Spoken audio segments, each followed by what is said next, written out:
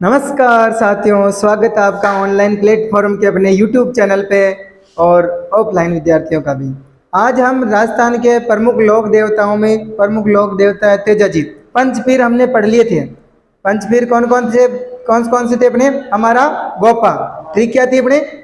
हमारा गोपा, हड़बू जी, मांगलिया जी, रामदेव जी, गोगा जी और पाबू जी। ये 5 लोक देवता हमने अध्ययन कर लिए हैं। अब अपने लोक देवता आते हैं तेजा जी।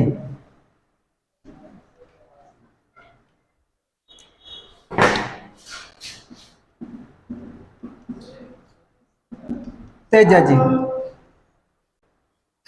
इसकी अपने पास में एक छोटी सी ट्रिक है। उस ट्रिक को आप याद करके इनका जन्म स्थान, माता पिता का नाम अच्छे से याद रख सकते हो। इसकी ट्रिक है अपने पास में तेजा नाल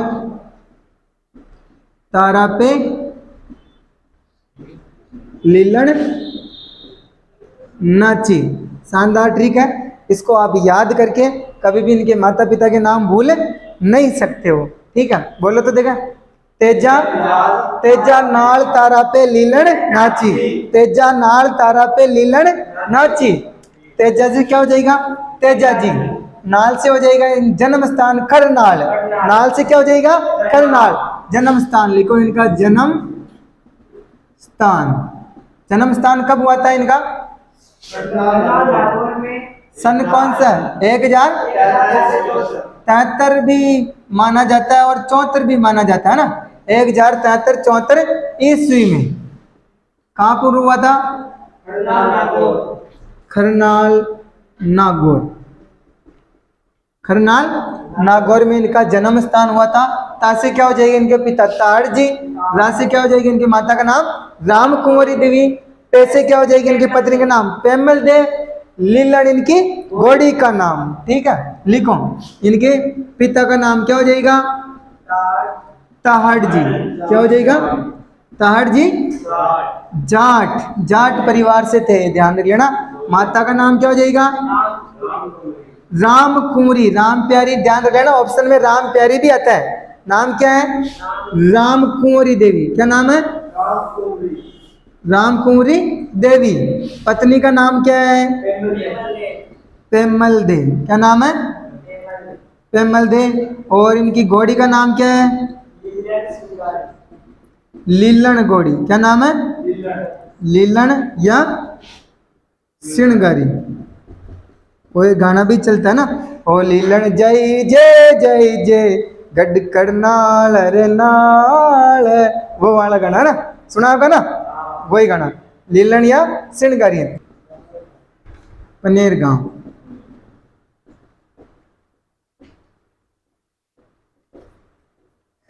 रायमल की पुत्री थी गोपा।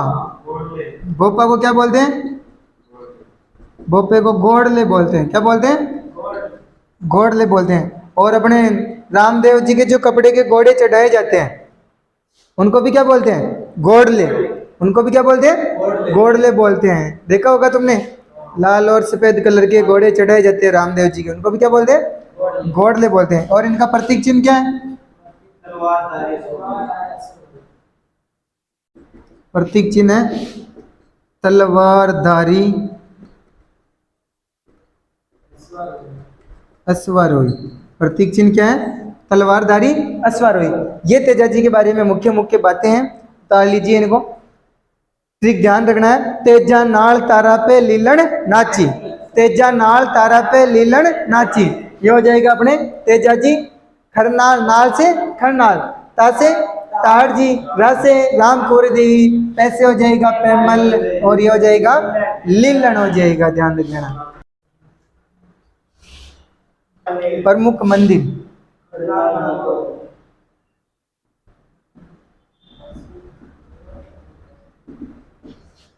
खरनाल नागौर में। फिर और मंदिर का है सेंदरिया गांव। कौन सा गांव? सेंदरिया गांव। कहाँ पर है? अजमेर में। तीसरा मंदिर का है इनका? सुरसुरा गांव। कौन सा गांव? सुरसुरा गांव। ये भी कहाँ है? अजमेर में है। और मंदिर इनका एक बावता, क्या गांव है? बावता गांव में भी इनका, ये भी कहाँ पर है? अजमेर में है। कहाँ पर है? परबतसर नागौर में भी इनका मंदिर है। एक और इनकी बांसा दुगरी, एक और मंदिर का है बांसा दुगरी,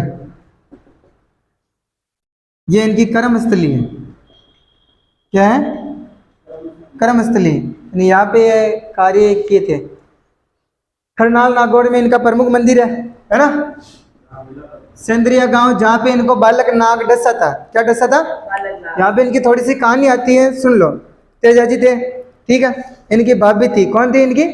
इनकी भाभी थी, जो मतलब शाम का टाइम था, तो मतलब एक इनके भाभी ने इनको कुछ काम के लिए बोला होगा ना। तेजा जी ने बोला, हम बोलते रहते हैं, हम भी बोलते रहते हैं घरों में ना। तो इनकी भाभी ने कहा, भाई मेरे को बोलते हो, जाके अपनी पत्नी को लेके आ जाओ। तो तेजा जी को ऐसी बात चुप गई थी और ये अपनी घोड़ी लीलण लेके रवाना हो गए थे।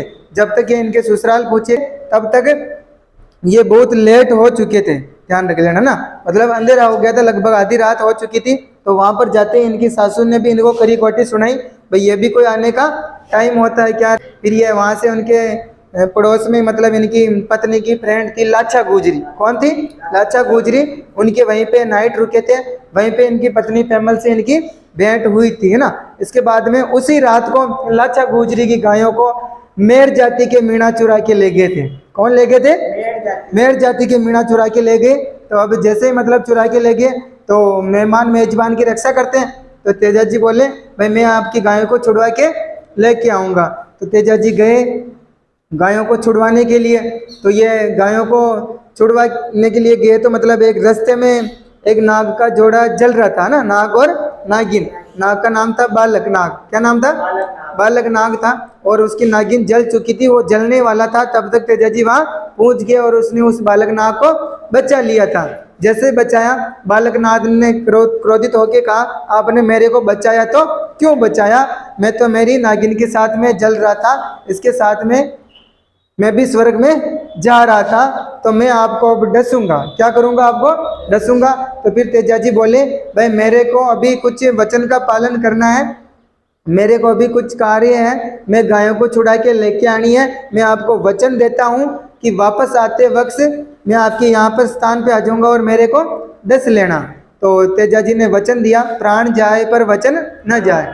तो बालक नाग ने विश्वास किया और जैसे तेजा जी वहाँ से रवाना हुए, युद्ध किया जोरदार। इतना खतरनाक युद्ध हुआ कि तेजा जी के शरीर पे इतने घाव हो चुके थे कि मतलब उनका शरीर पे कोई भी जगह नहीं रही थी। जैसे ये लौट के वापस आए अपने वचन पालन के कारण उस स्थान पर जहाँ पे बालक नाग था, तो फिर बालक नाग ने देखते कहा, भाई मैं आपके किस स्थान पर दंश करूँ, है ना, मैं किस स्थान पे काटूँ आपके।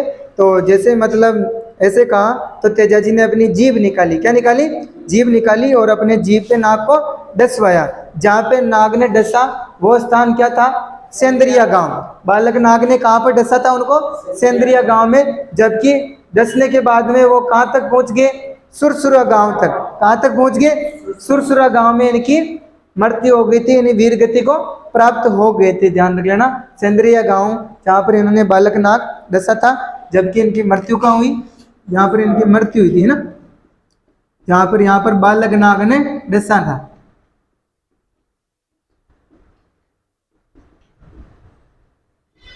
डसा ना, भाद्रपद शुक्ल चतुर्दशी थोड़ी ना, दसवीं है, दसवीं भाद्रपद शुक्ल दसवीं को 1103 ईस्वी में। कब? 1103 ईस्वी है मृत्यु, जन्म हुआ वो। हाँ, 1073-74 में क्या हुआ? इनका जन्म हुआ था। जबकि इनकी मृत्यु कब हुई थी? भाद्रपद शुक्ल दसवीं 1103 ईस्वी को हुई थी। ध्यान रख लेना, उतार लिए ये सब। हाँ, खरनाल नागौर में इनका मेला भी लगता है ना। इसके अलावा इनका एक बहुत बड़ा पशु मेला लगता है। क्या लगता है? पशु मेला। परबतसर नागौर में कहाँ लगता है? हाँ, वीर तेजाजी पशु मेला लिखो। वीर तेजाजी पशु मेला कहाँ लगता है? परबतसर, परबतसर नागौर में वीर तेजाजी पशु मेला लगता है। तेजाजी की पत्नी भी क्या हुई थी? इनकी मृत्यु का समाचार सुनकर इनके साथ में सती हुई थी। मैंने 3 लोक देवता बताए थे जिनकी पत्नियां सती हुई हैं। कौन कौन थे? बाबू जी, गोगा जी, तेजाजी। तीनों की पत्नियां क्या हुई थी? सती हुई थी। ठीक है। इसके बाद में किसान जो अच्छी फसल के लिए, किस लिए? अच्छी फसल के लिए एक टेर गाते हैं, उसे तेजा टेर बोलते हैं। क्या बोलते हैं? तेजा टेर। किसान अच्छी फसल के लिए क्या गाते हैं? तेजा टेर गाते हैं। और इनके भोपे होते हैं ना, भोपे। कौन सा वाद्य यंत्र बताते हैं? भोपे कौन सा वाद्य यंत्र बजाते हैं? भरणी वाद्य यंत्र। कौन सा वाद्य यंत्र? भरणी। भरणी गण वाद्य यंत्र होता है। वाद्य यंत्र पढ़ेंगे ना। भरणी किसमें होता है? गण वाद्य यंत्रों में आता है, ध्यान रख लेना। इसके अलावा सहरिया जनजाति। कौन सी जनजाति? सहरिया जाति इनको अपना आराध्य देवता मानती है। क्या मानती है? आराध्य देवता। इन पे डाक टिकट जारी हुआ था तेजाजी और देव नारायण जी, है ना जी, पर 5 रुपए का डाक टिकट जारी हुआ 7 सितंबर 2011 को। 7 सितंबर 2011 को तेजाजी और देवनारायण जी पर क्या हुआ था? डाक टिकट जारी हुआ था। 5 रुपए का डाक टिकट। कितने रुपए का? 5 रुपए का। इसके अलावा तेजाजी के उपनाम भी है। क्या है?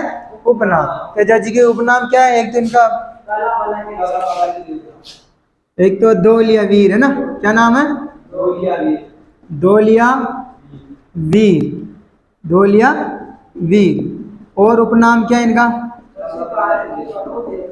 हाँ, काला बाला के देवता।